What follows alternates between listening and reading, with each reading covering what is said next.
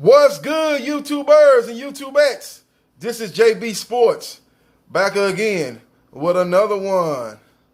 Got some NFL news today. A report came out that Dak Prescott turned down an offer from the Dallas Cowboys for 5 years, $175 million, which would pay the quarterback $35 million per year. Now, that would put him tied with Russell Wilson, who is currently the number one highest paid quarterback in the NFL at 4 years, $140 million. And he signed a $65 million signing bonus with the Seattle Seahawks. So this contract will put him on par with Russell Wilson, will tie him as the highest paid quarterback in the NFL, above Aaron Rodgers, who's currently sitting at number 2 with making $33.5 million per year. The sticking point is for Dak Prescott's side is the 5th year.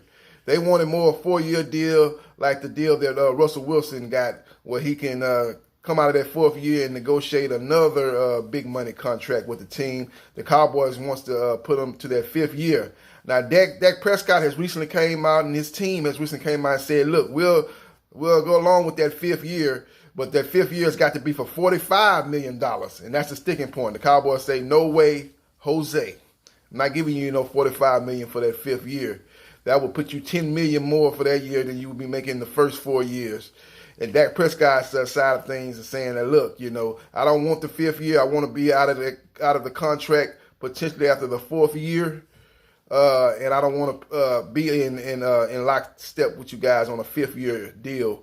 That when I think the market is going to be increasing each year. And right now, my contract is going to tie me with Russell Wilson as the highest paid quarterback. But in 2 or 3 years, I could be somewhere in the bottom 10 of the highest paid quarterbacks. I want to give myself a chance after the 4th year with the anticipation of increases in salaries that I can possibly after the 4th year get another contract that I feel would probably be around the neighborhood of $45 million per season. So if you want me to sign on for that extra year, and I could be potentially losing out on a potential increase in salary, you're going to have to guarantee me that I get that $45 million for that 5th year. So that's the sticking point right now. That, and what I don't understand is what's going to be the signing bonus.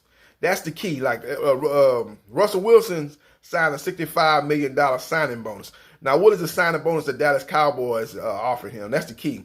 If they're offering him somewhere around $65 million, then Dak Prescott needs to take that deal because, you ask any one of the GMs in that field who the better quarterback is out of Dak Prescott and Russell Wilson, and 100% of them will tell you that Russell Wilson is the better quarterback. So for him to be tied with him as far as salary per season, he needs to take that deal. But if they offer him a 5-year, $175 million contract and the signing bonus is much less than the $65 million signing bonus Russell Wilson has accepted to quarterback the Seattle Seahawks, then I can understand Dak Prescott's side of things being reluctant to sign that contract. That's what we don't know. Now, this story got leaked out. I would assume that it got leaked out by Jerry Jones. A lot of people going to be like, oh my goodness, how can Dak Prescott turn down 5 years, $175 million contract? Russell Wilson is 4 years, $140 million. That's $35 million more than the total sum of the contract, more than Russell Wilson is going to be making with the Seattle Seahawks. Russell Wilson is a far greater quarterback than Dak Prescott. How can he possibly turn down that contract? So they throw that out there to get people all riled up and people against Dak Prescott, but it don't matter about the total sum of the contract, because actually Russell Wilson's $140 million is not the highest total sum of the contract for quarterbacks in the NFL. It's Matt Ryan. Matt Ryan's contract is $150 million, but he's not making the money per season as high as Russell Wilson, and his signing bonus was not as high as Russell Wilson. So that's the key to signing bonus. What I'm going to get up front. All this other money is good window dressing, but what I'm going to get up front. When I sign my name on the dotted line, what I'm guaranteed, what I'm going to get. That's the key to the whole thing as far as NFL players signing their contracts, because it's guaranteed money. Year to year, you can get a catastrophic injury, be out, and your career could be over with, and you will never see none of that money. None of that money that's being dressed up in the media when you first signed $175 million. You might not see 100 of it. if you get a catastrophic injury. That's what people fail to realize. So, kind of put your blinders on when you're kind of looking at the contract. 5 years, $175 million. Like, if he stays healthy, God willing, yeah, he'll get that $175 million. If he plays well too, he's got to stay healthy and play well.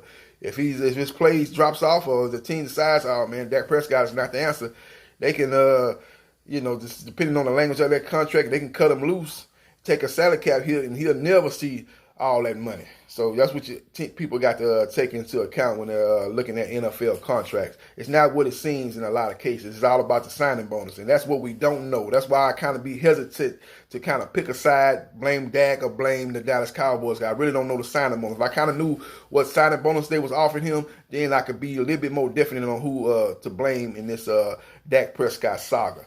So that's the latest report right now, man. They've offered him a 5-year, $175 million, $25 million more than the total sum of Matt Ryan's contract when he signed with the Atlanta Falcons, which was for a total of $150 million, and $35 million per season, which would tie him with a contract of the highest paid quarterback in NFL with Russell Wilson, who signed a deal for 4 years, $140 million, which was paying the Seattle quarterback $35 million per season. It ties him with Russell Wilson. So that's the latest report. Now, what we need to do is somebody need to do some digging, or somebody need to. Dak Prescott has not been leaking anything. I think everything's been pretty much been leaked from the Jerry Jones and the Dallas Cowboys, and we really don't know what the signing bonus is, and that's what I would like to know. How close is the signing bonus to what Russell Wilson was guaranteed when he signed with the Seattle Seahawks, and that was $65 million.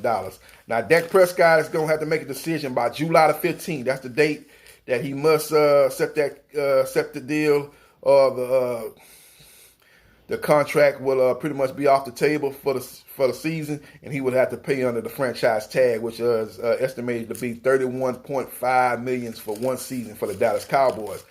Bear in mind that the team not too long ago signed a quarterback from the Cincinnati Bengals, Andy Dalton, to come in to serve as a backup, a 1 year, $3.5 million contract. And they could actually, if they was really pull a bold move and get frustrated with Dak not signing, they could kind of pull that franchise offer off the table, which I doubt they'll do, and just go with Andy Dalton in a 1 year, $3.5 million deal, and they will save themselves $33.5 million. See, when you want to pay a quarterback that type of money, Russell Wilson makes up for so many holes on your team with his running ability, his passing ability, and he's just a guy that every time he takes a snap behind center, no matter who the opposition is, you have a chance to win that game with Russell Wilson. If he's not on that level of a Russell Wilson or Aaron Rodgers that can make up for a lack of holes in other areas of your team, it's kind of hard for teams, and it's kind of hard for me, in my opinion, to see teams play a player of that caliber. Dak Prescott is a solid quarterback.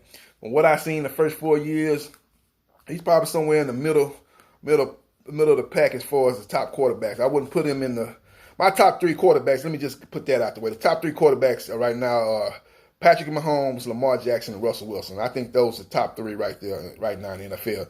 Then you go with Aaron Rodgers at 4, and then you got a lot of guys second tier fighting to get up in that top 3, top 4. I still put Aaron Rodgers right there. You got the Deshaun Watsons.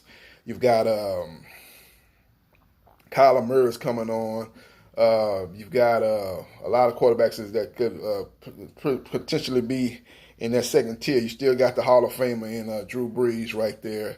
You've got Tom Brady, the GOAT.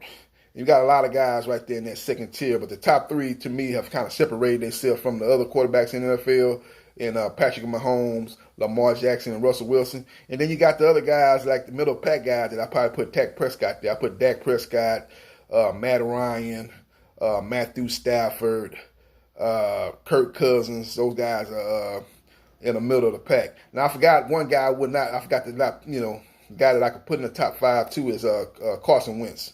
He's definitely top 5. That's my top 5 probably right there. Mahomes, Lamar Jackson, Russell Wilson, Aaron Rodgers, and Carson Wentz. That's probably my top 5 right there. But the top 3 that I just mentioned are kind of separated themselves. And then the 4 and 5 is Aaron Rodgers and Carson Wentz. And then you got a lot of guys fighting to get up in that category, led by Deshaun Watson from the Houston Texans. Now, Dak Prescott is, like I said, he's somewhere in the middle of the pack to me, along with the middle of the pack quarterbacks with me, along with us, like I said, Stafford, Matt Ryan. Right now, with Tom Brady, you have to put him probably right there in the middle of the pack. Drew Brees, those guys are still have great resumes, but as of right now, I put them in the second tier of quarterback play right now. Put those guys there. Ben Roethlisberger, we'll see how he looked from his injury, but pre-injury, he was playing solid quarterback play, but he was not the same as he was during the Pittsburgh Steelers heyday of dominating the AFC North. So I'll probably put him in the middle of the pack too. So that's why I kind of put Dak Prescott in. For you pay a quarterback like that, Russell Wilson type of money where he's a franchise carrying quarterback, and he's really not. Dak Prescott probably need to take that, but due to the market, it's always been in the position that he plays, the quarterback position. The next in line when the contract is up is always supposed to get the highest money to put them at the top of the food chain as far as the quarterback position goes, and Dak Prescott is no different, and that's what he's looking to do. But the key to it is he's got to understand that he's going to be putting the team in a tough situation salary cap wise as far as bringing in other players, especially the players that they probably need on the other side of the football, on the defensive side of the football. So we'll see what happens. We'll see what transpires. But I want you to leave your comments in the comment section. What you think about the latest report of a 5-year deal for Dak Prescott making $175 million total sum of the contract? Do you think he should take it, or are you more like in my camp, in my way of thinking that let's wait and see what the signing bonus is? Because all that 175 in 5 years, that's a lot of window dressing. What is the guaranteed money? Because we know, again, the NFL is a very physical and dangerous sport, and your career can end on any one play, and he would never see the light of day of most of the money on that contract if he gets sustained a career-ending injury. So let me know what you think in the comment section, and subscribe to JB Sports, the man, the myth, the legend. I holla.